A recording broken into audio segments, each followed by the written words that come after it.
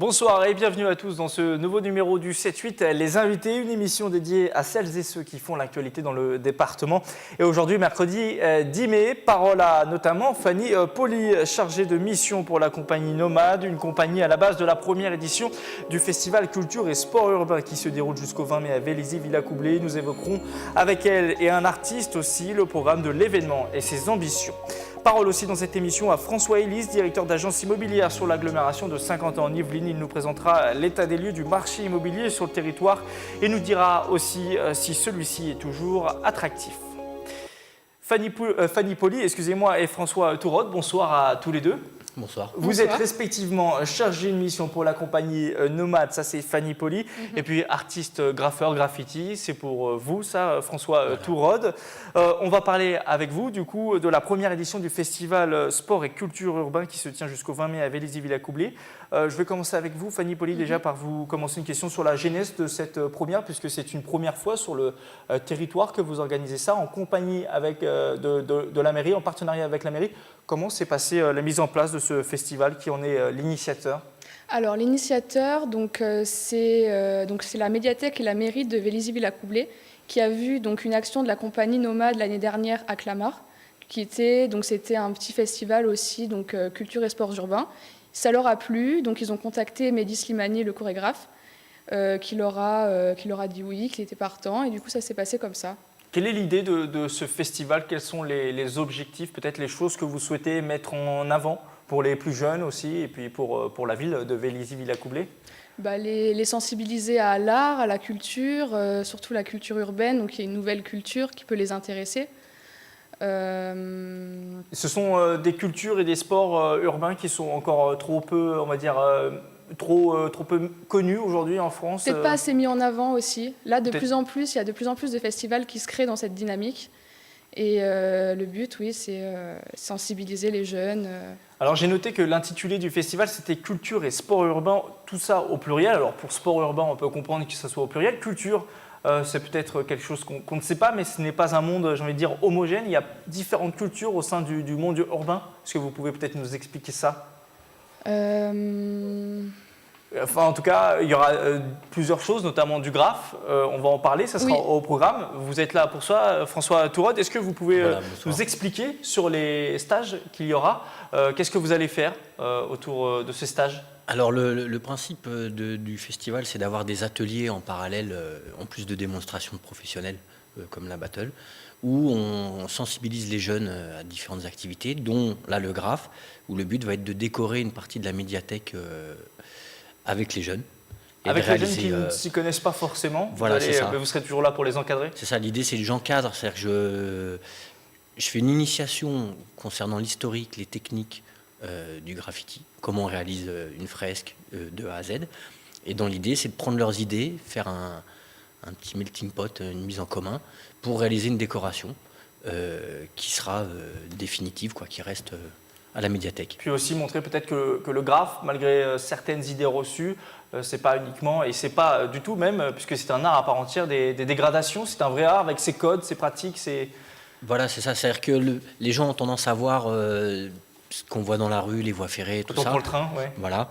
Et depuis toujours, on développe le côté artistique du graffiti, mais souvent dans des terrains vagues, des usines désaffectées, des lieux où les gens ne vont pas oser sauter une barrière ou passer dans des endroits un peu spéciaux pour venir voir, mais où là, on réalise des fresques, des fois sur une semaine, 15 jours, voire plus, et où il y a un vrai travail artistique. Sur la médiathèque de Vélizy-Villacoublay, qu'est-ce que vous allez faire? Vous savez déjà ce que vous allez faire? Tout est déjà en place? Qu'est-ce qu'on pourra découvrir d'ici une dizaine de jours maintenant? Alors on a fait la première séance aujourd'hui. L'idée c'était de mélanger le thème des cultures urbaines, et vu que c'est une médiathèque et c'est la salle informatique, et les jeux vidéo.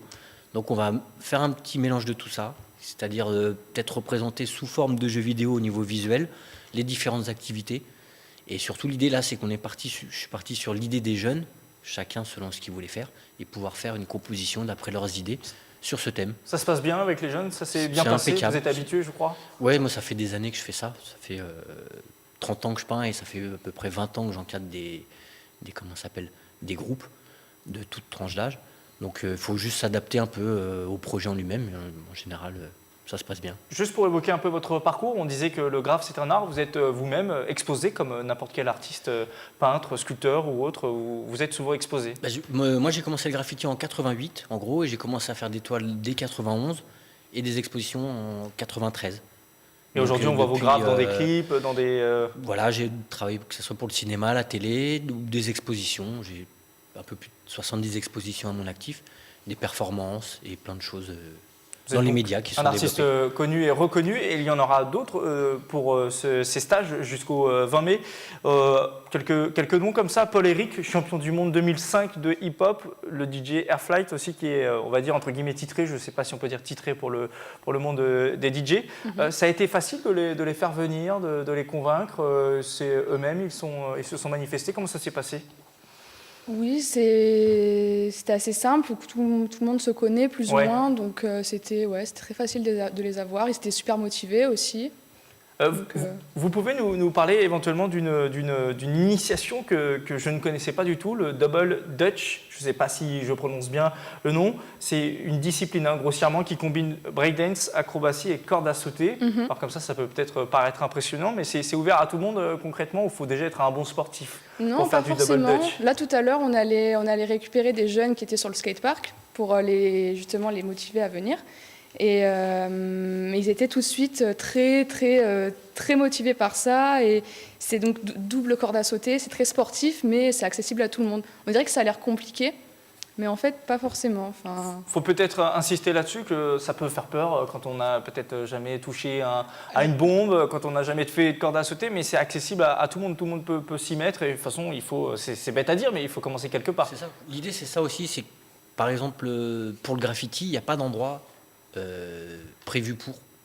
Donc c'est bien d'avoir des initiatives comme ça d'ateliers où les gens peuvent essayer et se rendre compte que c'est pas si facile que ça et d'avoir un espace prévu pour ça, développer les techniques. Le temps fort de ce festival, le point d'orgue, j'ai envie de dire, ça sera le 20 mai avec la battle duo mythique. Vous y serez notamment présent, je crois, pour ce point d'orgue du festival. Moi je peins un piano pendant la battle en fait. D'accord. Et justement, est-ce que vous pouvez nous expliquer un peu cette battle, en quoi ça consiste, et puis un peu nous expliquer son poids, son importance dans le monde de la battle en Ile-de-France notamment?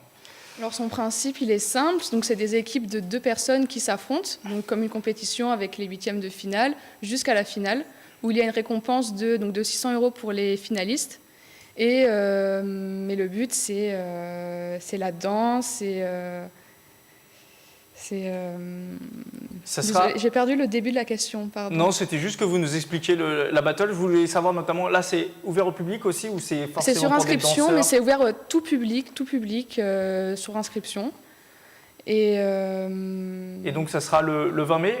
On peut s'inscrire notamment via le site internet de la ville et la médiathèque. Les stages de graffiti, petite question, là aussi c'est encore ouvert, il y a encore des places. Vous aviez combien de jeunes aujourd'hui? 5 jeunes. 5 jeunes.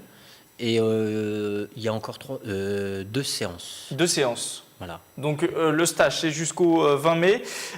Et l'ensemble de ces stages, c'est à la médiathèque, notamment pour le graffiti. Voilà. Et le 20 mai, pour la battle duo mythique à laquelle il faut assister, c'est l'occasion de voir des danseurs venus de toute l'Île-de-France. Toute l'Île-de-France, c'est ça. Donc c'est une chance importante. C'est le samedi 20 mai après-midi au skatepark de Vélizy, avenue de l'Europe. Merci à vous deux d'être venus en plateau. On peut retrouver plus d'informations, notamment sur le site internet de la ville de Vélizy ou sur votre nom, sur votre site internet à vous. On a juste à taper sur Google Nomade Compagnie. Merci à vous et puis bon festival. Merci pour l'accueil.